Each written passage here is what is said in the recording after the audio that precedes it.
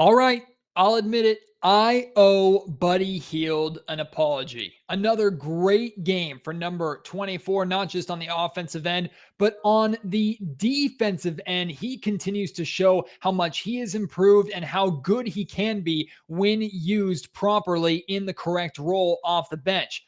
But the Kings did lose against the Indiana Pacers on Sunday. Oddly enough, this is going to be a more positive than negative episode despite the loss. Kings are 5-5. There sure were a fair share of mistakes. Some concerns still in the Kings' loss to the Pacers. Big game coming up tomorrow against the Phoenix Suns. We'll talk about it all. Plus, you'll hear from Luke Walton and Harrison Barnes on today's episode of the Locked On Kings podcast.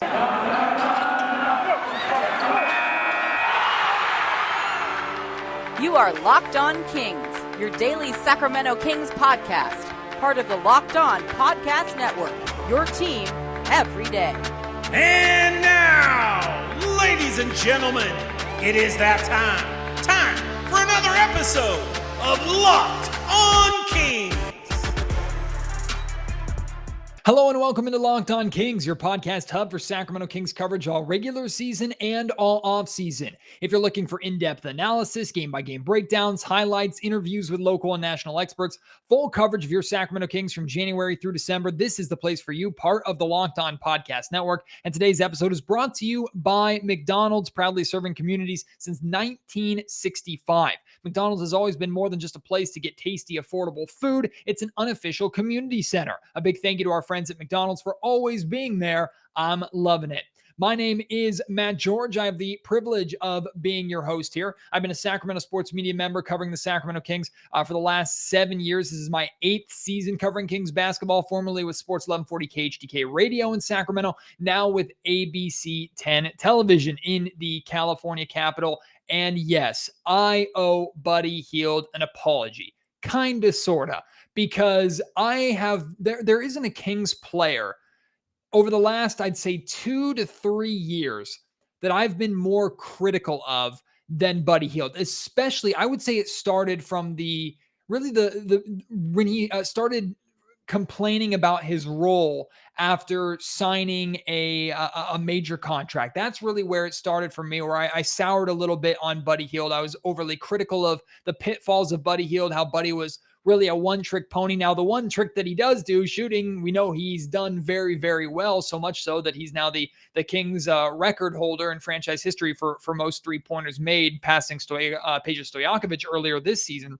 So we always knew Buddy was an elite shooter, but if he wasn't shooting the ball well, he was not only a negative, he was a significant negative for your team because of how poor he was on the defensive end. Offensively, you didn't get too much out of dribbling and facilitating. I will admit he's been a better rebounder than he gets credit for, an above average rebounder for his position. But that really wasn't enough to make up for a slow shooting night for Buddy Hield. And we've seen really since Luke Walton got here in Sacramento, the Kings paid him. The Kings have been asking for more out of Buddy Hield, more than just shooting. And that has since kind of changed back to, hey, Buddy, continue to shoot a high volume. But Buddy, now that he is in the correct role, which was one of our topics of conversation and debate over the last 2 years, how much of the blame for Buddy's struggles do we put on Buddy Hield for not really getting better and just being this one-trick pony? And how much do we put it on the Kings coaching staff for Luke Walton for not optimizing Buddy Hield the way Dave Yeager in those couple seasons optimized Buddy Hield, even though Buddy and Yeager didn't necessarily see eye to eye? Yeager knew how to play Buddy and put him in a position to be successful, mainly a bench position. Now, Luke Walton made a move to bring Buddy off of the bench a couple times over his first 2 seasons in Sacramento. And for the most part, those moves were kind of undermined by Buddy Hield's attitude and his frustration. And since speaking publicly in the locker room, in front of the cameras, voicing his displeasure, saying things to which he felt the need to apologize to the coaching staff and the team the following day in training camp, that was a couple seasons ago, where he's come from that point to where he is today at saying the right things, even if we know Buddy isn't necessarily happy, Buddy wants to be a starter, Buddy thinks he's one of the best players on this team. That's what I would expect out of Buddy Hield. That's what I would expect out of any competitor who's good enough to play in the NBA. But Buddy is not only saying the right things, he is doing the right things. Last season, I gave Buddy a lot of credit for clearly making the effort to get better. He was still mainly a starter.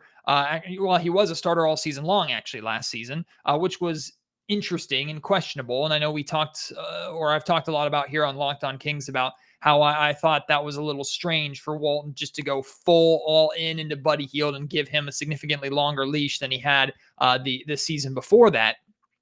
But I saw Buddy making the effort, especially to communicate better. He stepped up as a team leader. He was giving effort. We never had to question Buddy Hield's effort on the defensive end of the floor and effort as a ball handler and a facilitator. But we did question the basketball IQ, the execution, why Buddy continued to make kind of boneheaded, costly turnovers late in games. And that hasn't disappeared completely. Don't get me wrong. There are still elements of Buddy Hield where it's like, Buddy, there it is again. He's done it a couple of times already this season. And the absolute high volume of threes Buddy puts up. I know Luke Walton says that he loves almost every look, if not every look that Buddy puts up. But at some times you're enabling Buddy to force bad shots. That's all still there. That hasn't gone away. But what I've been most critical about Buddy Hield, being a one-trick pony, being essentially useless when he wasn't hitting shots, I have to apologize for those statements, or at least retract those statements a little bit, or if nothing else, give Buddy Hield credit for changing that. We know Buddy Hield's a gym rat. We know he's always put in the work. Now we're starting to see the results. I don't think it's a coincidence that we're seeing the results now that Buddy Hield is in what I believe to be his optimized role coming off the bench. He's completely accepted that role. He comes in and gets his looks in the flow of the offense and can have offensive explosion performances and earn his way onto the floor in the fourth quarter when it really matters. Like, I don't think that's a coincidence at all. But he still had to put in the work to get better as a defender, better as a ball handler, better as a facilitator. And you can check all three boxes. He has improved in all three categories. He's not there yet. He's not at his peak. Certainly, you want more out of Buddy, of course. But without Buddy Hield, the Kings lose this game to the Indiana Pacers. The final score was 94-91. The Kings probably don't score over 80 points, and the Kings probably lose by 25 plus if Buddy Hield isn't in this game. Not only was he essential for the Kings staying in the game offensively, as he had 17 points off the bench, he was huge defensively. 3 out of the 4 quarters, he closed the quarters with strong individual defensive stops. One led to a half-court made 3 to end the first quarter. Another one led to a transition dunk or layup. I think it was a layup. For Tyrese Halliburton, I believe, at the end of the second quarter. And then the third quarter, Karis LeVert, who had a fantastic game, took Buddy Hield one-on-one, and Buddy absolutely put the clamps on him. It looked like Davion Mitchell changed his number to number 24. Like, Buddy Hield defensively, I thought had his best performance as an individual defender of his career. As a team defender, he's gotten better as well. The best compliment that I can give Buddy Hield, other than what I just said right there, is at no point this season have I watched Buddy Hield play, and he's played a significant amount of minutes, and I've watched every single one. At no point this season have I gone, man, the Kings are losing or struggling because of Buddy Hield. Buddy Hield's defense is killing the Kings. Buddy Hield looks lost out there and is being exploited. I have not said that or even thought that once this year. You know why? Because Buddy Hield is good enough defensively, or has played good enough defensively, to be out there for however many minutes that Luke Walton wants him to play. And he's versatile. He's played with different lineups, played with different guard pairings, and he's playing the same way in every single one of those pairings. He also has the green light, which I'm sure he loves every time he comes to the game. The ball's going up. And we know it's going up. There's really only one game that Buddy didn't look like himself and started to panic a little bit. And that was the matinee game against the Dallas Mavericks, where it was clear the Mavericks game plan was to absolutely smother Buddy Hield. And as soon as he caught the ball, either be right up in his chest or not even let him catch the ball to begin with. And we saw Buddy get in his own head a little bit, start to panic a little bit, start forcing up shots, because not only could Buddy not hit a shot, he couldn't even get a shot off. And if Buddy Hield can't get a shot off, he's going to start getting a little antsy, a little nervous. And we saw that a bit, especially in the first half against the Dallas Mavericks. But Buddy has done a significant job because we saw him being smothered and not knowing what to do with it probably 50% of the time, if not more, last season. This season, he's done a significantly better job moving off of the ball. He also has guys like Alex Len out there to set solid off-ball screens to give him a little bit of separation. And when that smothering defense comes and he doesn't have a look, he has improved as a ball handler to where he can put the ball on the floor and either attack the basket or at least create enough separation and draw enough of a crowd, maybe a secondary defender with his step back move, to open up opportunities for his teammates.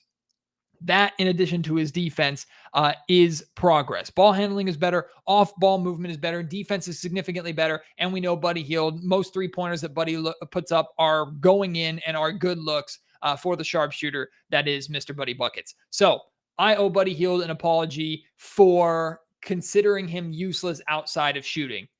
And as of right now, I am thankful that Buddy is still a Sacramento King, because I definitely wanted the Kings to trade Buddy Hield during the offseason. I still think Buddy Hield could be the key primary trade asset that the Kings are willing to move on from at the deadline, but we'll have to wait and see. I have no problem if he continues to play the way he's playing with the Kings holding on to him.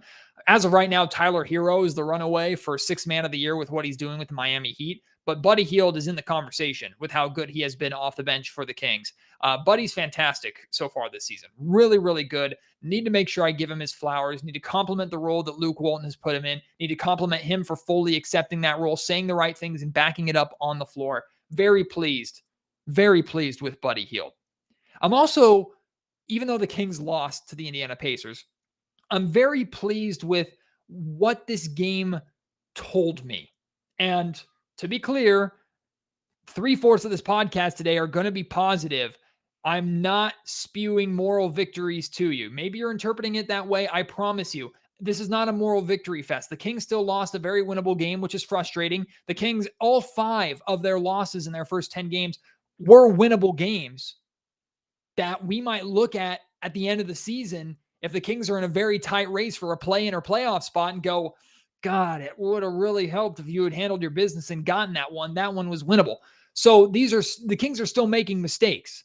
The Kings are still tripping over themselves at times. And there are still certainly concerns with this team and the fact that they're missing opportunities early in the season to win when arguably those are their best chances to win. That's not good. So I'm not here to preach to you moral victories and tell you that everything is fine and dandy, even though the Kings just lost a game to the Indiana Pacers. I'm not here to tell you that. But what I am here to tell you is that this game never would have been a game if the old Kings were playing. Last season, this is a blowout loss for the Sacramento Kings. If the shots aren't falling, this Kings team is dead. If the Kings aren't able to score more than 24 points in a single quarter, they scored 24 points in the second, third, and fourth quarter after a 19-point first quarter, this Kings team is dead. If the Kings only score 91 points in a game, they're screwed. The Kings defense kept them in this game from start to finish. Indiana did build, I think, a 15-point lead at one point, and the defense was solid enough to hold while the Kings offense managed to get themselves back into the game. But a 15-point lead would have been a 25, 30-point lead if the old Kings were playing in this game. This game to me is clear evidence of a different team. Tangible improvement on the defensive end of the floor is what we saw. The Kings nearly won this game purely off the backs of their defense and a little bit of Buddy Hield's offense, and Tyrese Halliburton kind of took over in the fourth quarter, but mainly defense. I want to make sure I point that out. That's important to point that out. Again, not a moral victory, but clear signs of significant improvement the Kings fans have to be encouraged by. I tweeted it out earlier. This Kings team, one of the biggest differences with this Kings team is that they have not been in a position this season where I felt like they were ever out of a game. Now, they have also not ever really been in a position except for the final few minutes against the Charlotte Hornets where they've been in a game where I'm like, oh, they've got this in the bag. It's locked up. Give them the victory. This game's over. So teeter-totter, pros and cons to both sides. You'd like to see this Kings team secure, hold on to leads, and close games better. But defensively, if this Kings team isn't scoring, if they go down early, if they have a 19-point first quarter, I'm not concerned that the game's over right then and there. That, to me, is a positive with this team. All right, enough with the moral victories. We will talk about some of the concerns. I do have other positives to point out before we hear from both Harrison Barnes and Coach Luke Walton, including the very impressive play of the Stockton Kings G League team, and both Lewis King and Nemias Keita have been balling in their first two games with the Stockton Kings. I'll tell you about that coming up in just a little bit. Right now, though, like I mentioned earlier, today's Locked On Kings podcast brought to you by our friends at McDonald's, proudly serving communities since 1965. McDonald's has always been more than just a place to get tasty, affordable food. It's a place where friends and family can come to reconnect, a place where classmates can meet up for a study group, knowing that they'll have dependable Wi-Fi, an endless supply of French fries and McFlurries to get them through those pesky assignments. Win or lose, it's a place where teammates, competitors, coaches, the home team, the away team, fans, you can come and recharge after a game. It's also the place that you always look forward to stopping at on a long road trip to rest your legs and refuel. McDonald's McFlurries, I'm not gonna lie to you, McDonald's McFlurries got me through my pregnancy. Not mine, my wife's pregnancy. But if guys can have pregnancy cravings, mine was McDonald's McFlurries that I got almost on a nightly basis. Head to your local McDonald's, refuel, reconnect, and hey, maybe we'll do a Locked On Kings road game watch party at a McDonald's at some point in the future. I know other Locked On hosts are doing that. They seem to be very successful, and I know the loyal Kings fans would always show up to something like that. McDonald's, I'm loving it. Locked On Kings is also brought to you by betonline.ag. BetOnline is back and better than ever. A new web interface for the start of basketball season with more props, odds, and lines than ever before. BetOnline remains your number one spot for all the basketball and football action this season. Head to their new updated desktop or mobile website to sign up today, and you'll receive a 50% welcome bonus on your first deposit. All you have to do is use promo code LOCKEDON. That's all one word, LOCKEDON, to receive that 50% bonus. It's free money for you to gamble with on basketball, football, NHL, boxing, UFC, even your favorite Vegas casino games. Don't wait to take advantage of all the amazing offers available for the 2021 season. BetOnline is the fastest and easiest way to bet on all your favorite sports. BetOnline, where the game starts. All right, it's a Kings loss, so it can't all be positive. There are negatives to point out. There are concerns. The main concern that I have from this game is we've now seen the Kings play two early games, matinee games, this afternoon's game against the Pacers at home, and then the 12:30 or 12 tip-off against the Dallas Mavericks a couple of weekends ago. And in both games, the Kings starters have come out flat. They've come out looking tired. They've come out looking lethargic a little bit. That's not an excuse. And I actually asked Harrison Barnes about it. And Harrison says the exact same thing. It's not an excuse for them to lose this game. They know they're playing 48 minutes of basketball. They know ahead of time about these games. Even if they don't like the early games, they still are a thing. You still have to play them. And that's not an automatic excuse for the team not being prepared. And the Kings came out with low energy in this game. They not only were they not hitting shots, especially after their impressive offensive performance against the Charlotte Hornets. I don't know if they came in expecting shots to fall like they did against Charlotte. Remember what I said? I joked after the Charlotte game that I hope the Kings didn't spend all their points in that one game and leave none for the next game against the Pacers. I mean, sometimes these things just seem to happen. Like if a team has a big scoring night one night, the next night it always feels like it's going to be a drop off. Compare that or partner that, combine it with a matinee start, and the Kings were missing shots. They were slow. They lacked energy. They lacked physicality, which is a big thing. Big difference with this team from this season to last season is their improvement in physicality. They didn't have that to start this game, and they were lucky not to be down by more than what they were at the end of the first quarter. Like I mentioned earlier, a Buddy Hield buzzer beater half-court three put the Kings within 8 points, 27-19 at the end of the first quarter. But overall, the starters were slow. They just didn't look ready to play, and the Indiana Pacers jumped on them. Now, the bench bailed them out, and I do have to talk about the Kings bench as a positive because they've been fantastic all season long so far. And of course, Buddy Hield is a part of that. I will get to that a little bit later on. But this game was the exact opposite of Friday, not just in scoring. Remember, we talked a lot about after the Kings win against the Charlotte Hornets on Friday, the rebound differential. The Kings out-rebounded the Hornets 2-1. Like they were all over the Charlotte Hornets, had twice the amount of rebounds, kept the Hornets off the offensive glass. In this game, they were dominated on the glass. They were out-rebounded 41 to 20, or rather to 30. I'm sorry, 54 to 33. I was looking at defensive rebounds. 54 rebounds total for the Indiana Pacers to 33 for the Sacramento Kings. It's not quite double, but it's still bad. And 13 of those rebounds for the Pacers were offensive rebounds. They had a total of 15 second chance points. Oddly enough, the Kings had 16 second chance points. So that area specifically didn't kill them. And the Kings were also very good taking care of the basketball compared to the Pacers. They turned the ball over only 12 times, but forced 21 turnovers from the Pacers, scored 24 points off those Pacers turnovers, further proving their defense is what kept them in this game. But after having such a good offensive performance and pairing that with such a good performance on the glass, it's disappointing to see both of those have such steep drop-offs. And Luke Walton said after the Pacers, or rather the Hornets game, that the rebounds were sweeter than the points scored, because that's what's next for this Kings team to take that next step, to become a consistently good team. And the very next game, they lost it a little bit. So that's certainly disappointing. Almost as disappointing as the play of DeAaron Fox, who unfortunately had another struggle, especially in the fourth quarter. Had a couple of good looks in the fourth quarter to tie or give the Kings a lead. A couple of those patented mid-range jumpers that he likes so much. He also had a quick first step, got to the rim. Now he was trying to finish amongst traffic and was not able to finish around the rim.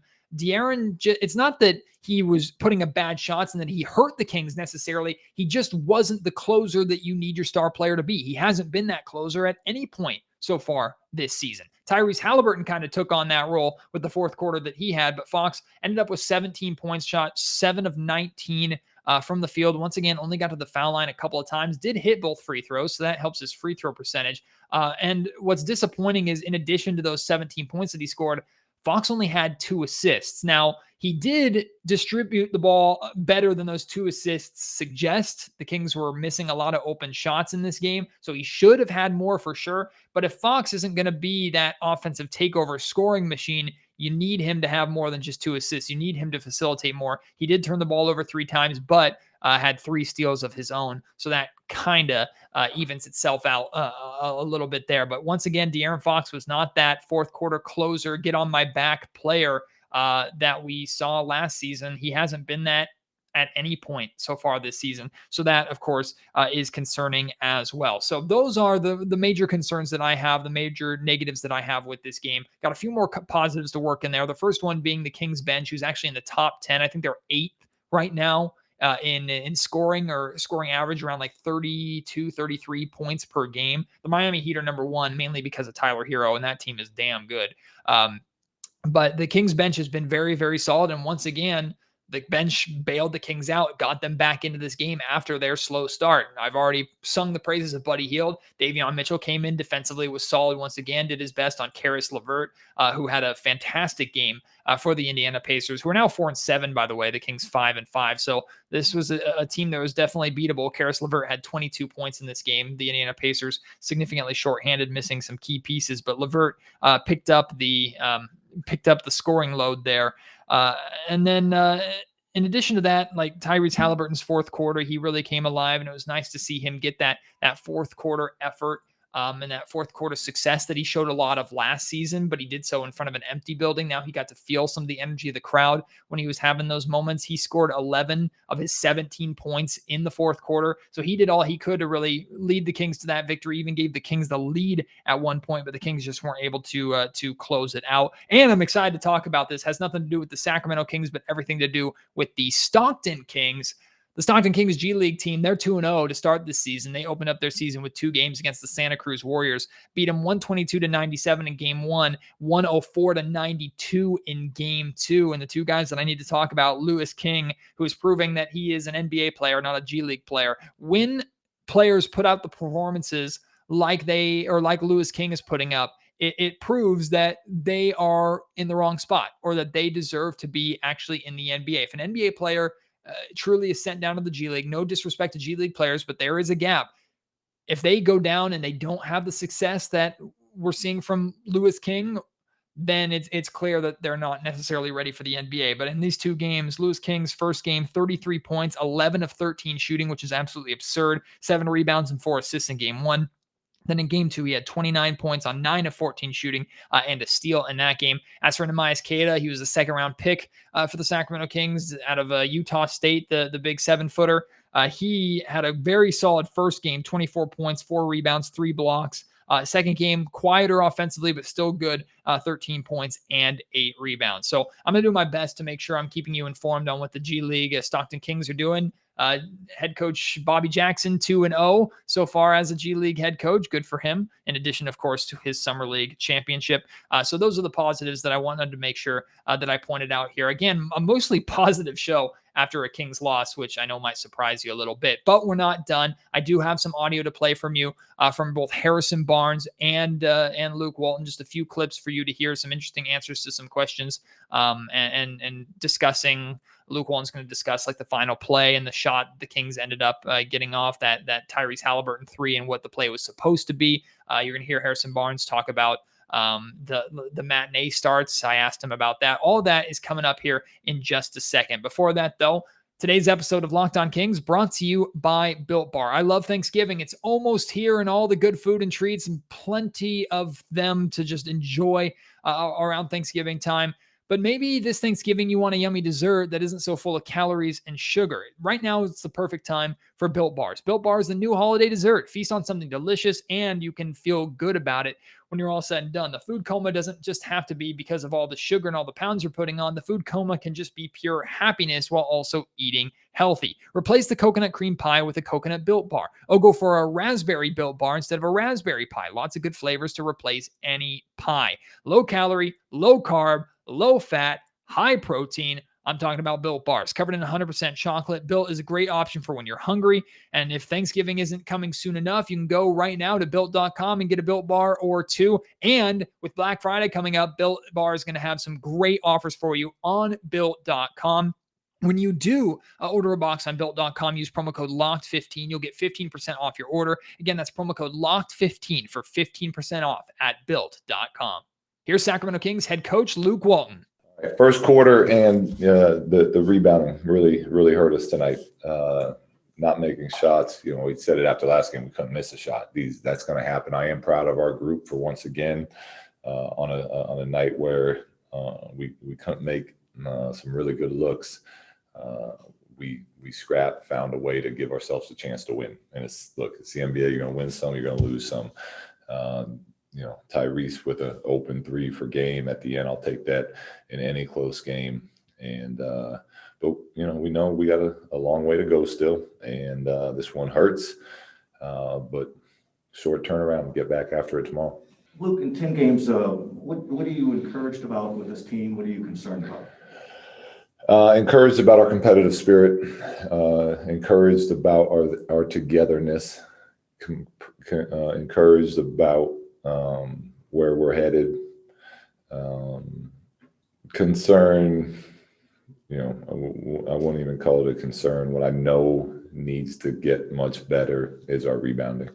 Kind of along those lines, through the first 10 games, was this, even though it resulted in an L, was this kind of a game where you learned a little something about your team to kind of overcome some of that adversity and still remain competitive? Yeah, it was so good. You know, it's unfortunate, you know, that we couldn't find a way to pull it out. And give Indiana credit. Like, that's not whatever their record is, 4-6. Like, that's a really good team over there. They're well coached. That's a team that's been in the playoffs for years, minus last year. So they've lost a couple tight overtime games. They're up 9 at Portland last night, late into that game. So that's a really good team. And I would say, like, look, how many teams have played 10 games and haven't, you know, been in every single one of them? Not many. And, you know, we're still, you know, we know how far we have to go. So I'm very encouraged, and I'm not surprised that our team found a way in a game that we never really found our rhythm to have a chance. But I am proud of the group. Hey, Coach, can you kind of go over what the play call there was at the end of the game with Tyrese? Is that a shot you were looking for? I would take that shot, absolutely. That's not the play call. The play call was Harrison. You know, we knew we were in the bonus. Harrison had done a great job of getting to the line. You know, so we have certain plays for certain situations. It was going to be a Harrison, you know, ISO at the top of the key there, and they used their inbound guy to deny that. Totally fine with me. Rashawn popped, threw it back to Tyrese. We're down 2. Tyrese gets an open look from 3. He hits big shots. So he missed this one tonight. They took away option 1. You got to be ready for option 2. And Tyrese got a good look and, just didn't go in. Hey, Luke, this is not the first time this season already that the bench has come in and picked up when it was slow to start. I just wanted to get your thoughts on the whole bench performance in the top 10 so far in the NBA, just in points scored, and then also Buddy Hield specifically, the effort that he provided, not just offensively, but defensively coming off the bench and how you guys were able to feed off that. Yeah, so we value that. We think that group, especially seeing them go at the first group in training camp, we feel like that can really be an advantage for us. We don't want to have to rely on them, but look, it's an 82-game season.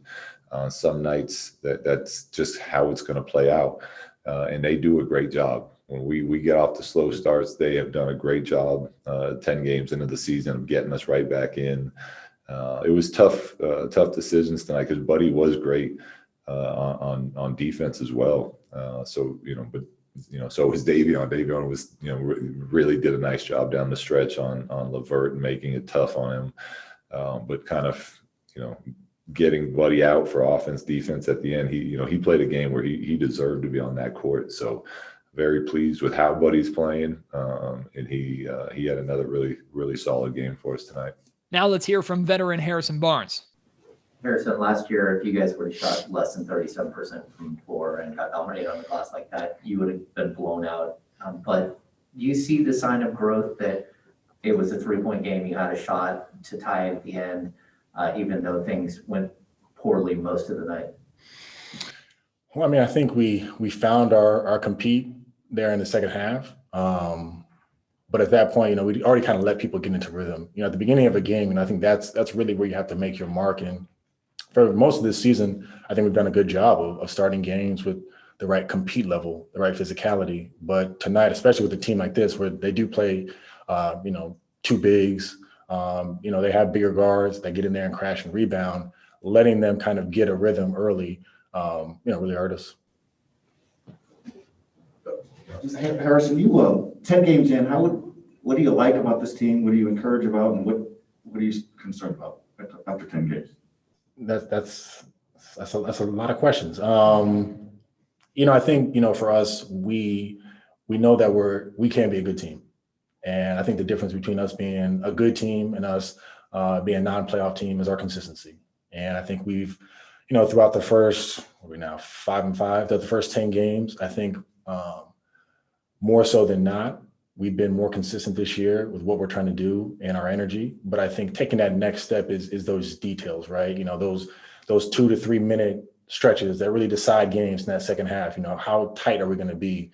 And it's not coming down to, like I said, made or missed shots. It's an offensive rebound. It's a miscommunication in a pick and roll.